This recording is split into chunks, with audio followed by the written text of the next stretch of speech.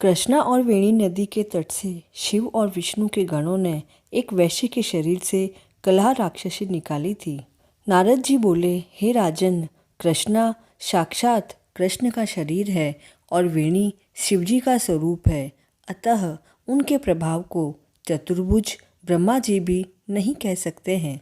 ब्रह्मा जी ने रमणीक सहस्त्र आदि पर्वत के शिखर पर यज्ञ करना चाहा। वे देवगणों के साथ विष्णु और महादेव को साथ लेकर उसके शिखर पर गए। ब्रह्मदैवत मुहूर्त में भृगु आदि मुनियों ने उसकी दीक्षा विधान के लिए एक बड़ी सभा की और उनकी सबसे बड़ी स्वरा नाम की पत्नी को बुलाया। वह धीरे धीरे चली। तब भृगु ऋषि ने कहा कि मुहूर्त बीत रहा है, अब दीक्षा विधि कैसे पूर्ण होगी। तब श्री कृष्ण बोले कि अगर स्वरा शीघ्र नहीं आती है तो यहाँ गायत्री की दीक्षा करें। गायत्री को ब्रह्मा के दक्षिण भाग में बैठाकर दीक्षा विधि शुरू की। इतने में ही यज्ञ स्थल पर स्वरा आ गई और गायत्री को ब्रह्मा के साथ दीक्षा की हुई देखकर सौतपने की ईर्ष्या के कारण क्रोध से बोली, यह दक्षिण भाग में मेरे आसन पर बैठी है, इसलिए यह गुप्त रूप वाली नदी होगी और सदा अदृश्य रहेगी। मेरे आसन पर छोटी को बैठा दी है, इसलिए तुम सभी भी जड़ होकर नदी बनकर होंगे।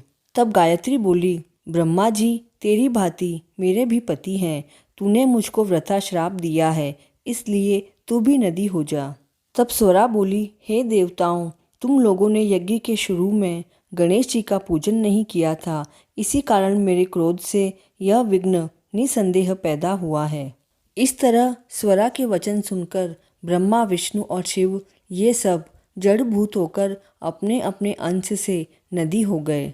वहीं विष्णु कृष्णा नदी बने, शिवजी वेणी और ब्रह्मा कुकुटदमिनी नदी हुए। ये सब अलग अलग बहने लगे।